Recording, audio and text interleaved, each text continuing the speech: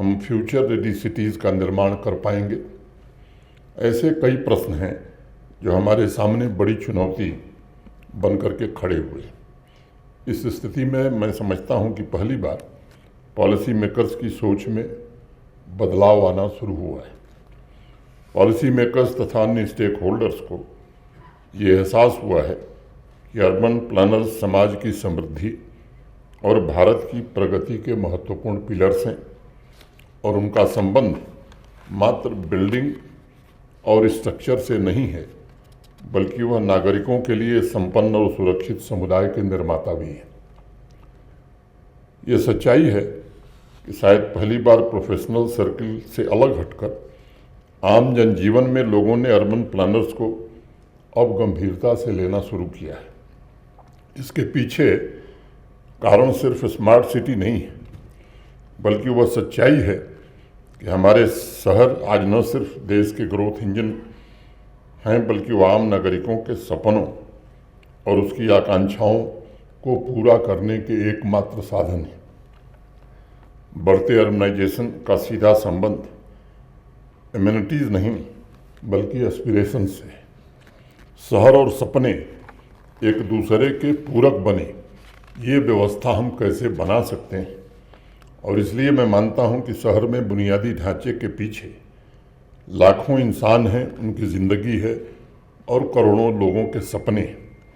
अगर शहर का बुनियादी ढांचा उन सपनों को पूरा करने में कामयाब होता है, तब अर्बन प्लानर्स और डिज़ाइनर्स अपने आप को सफल मान सकते हैं। लेकिन अगर urban planning, mobility, architecture, infrastructure तथा अन्य स्मार्ट टूल्स नागरिकों की आकांक्षाओं को पूरा करने में असमर्थ हैं, तो इसका मतलब है कि हम कहीं न कहीं चूक रहे हैं। शहर और इंसान के संबंधों और उनकी आकांक्षाओं के बीच जो गैप है, मुझे दो पंक्तियां याद आ रही हैं। शहरों के किनारे खड़े मकान देखिए, हर मकान बनी है दुकान देखिए, फिरते रहे हैं जो फूल की खोज में, उनके बदन पर कांटों के निशान देखिए। सबसे बड़ी आवश्यकता आज इस बात की है कि आर्थिक, सामाजिक और क्लाइमेट संबंधी चुनौतियों या कांटों का सामना कर रहे शहरों को नागरिकों की बढ़ती अपेक्षाओं के साथ कैसे तालमेल बैठाया जाए। और यह बिना अर्बन रिफॉर्म्स के संभव नहीं हो सकता है। इसलिए मैं केशव वर्मा जी के रिकमेंडेशन से सहमत हूँ कि सभी राज्यों, संघ राज्य क्षेत्रों में स्टेट टाउन डिपार्टमेंट को मॉडर्नाइज करना होगा। एक्सपर्ट्स तथा टेक्नोक्रेट नियुक्त करने होंगे। टाउन प्लानिंग एक्ट और रेगुलेशंस में व्यापक परिवर्तन जरूरी है। Urban development leadership, city management में ह्यूमन कैपिटल जनरेट करने के लिए एकेडमिक इंस्टीट्यूशंस भी बनाने होंगे तथा स्टेट लेवल कमेटी का भी गठन किया जा सकता है जो अर्बनाइजेशन पॉलिसी मेकिंग में सहयोग कर सके।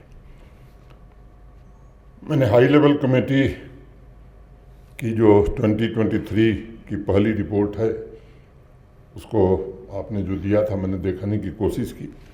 Capacity building, urban planning, designing river front in Indian cities तथा शहरों के इकोनॉमिक पोटेंशियल को रियलाइज़ करने के लिए उन्होंने जिन इम्प्लीमेंटेशन फ्रेमवर्क का जिक्र किया है, उसे शहरों को फ्यूचर रेडी बनाने की दिशा में मैं एक बड़ा कदम मानता हूं, या कहूं कि पहला कदम मानता हूं। एक लंबी यात्रा है जिसमें पॉलिसी रिफॉर्म्स के साथ साथ पूरे अर्बन प्लानिंग और सिटी मैनेजमेंट सिस्टम को हमें रीओरिएंट करना होगा और क्रांतिकारी निर्णय भी कुछ करने होंगे।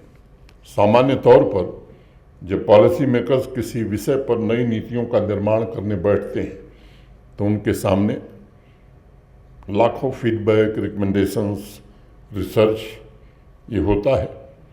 उन्हें स्ट्रेंथ और वीकनेस के अलावा नागरिकों की आवश्यकताओं को समझने में ये मदद भी करता है। और मुझे लगता है कि इसीलिए भारत के प्रधानमंत्री आदरणीय नरेंद्र मोदी जी ने ये बात बार बार कही है कि हर एक पॉलिसी में ह्यूमन टच का होना ये बड़ा जरूरी है। केशव वर्मा जी की अध्यक्षता में हाई लेवल कमेटी के मेंबर्स ने देश के कोने कोने में 25 परामर्श बैठकों के पश्चात जिन रिकमेंडेशंस को स्वीकार किया है वह टेक्निकल भले ही नज़र आ रही हैं, लेकिन ये सच है कि उनके पीछे मानवीय संवेदनाएं भी जुड़ी हुई हैं। उनके पीछे सपनों का बोझ लेकर शहर आने वाले परिवारों का भविष्य भी तय होगा। मुझे एक पुराना किस्सा याद आ रहा है। मुंबई के टाउन प्लानर श्री शंकर देश पांडे ने किसी कार्यक्रम में ये बात सुनाई थी। उनके एक डॉक्टर मित्र ने उन्हें कहा कि भाई शंकर, तुम जान बचा सकते हो लोगों की। इस पर शंकर देश पांडे ने कहा कि जान बचाना तो तुम्हारा काम है, डॉक्टर का काम है, इसमें अर्बन प्लानर क्या करेगा।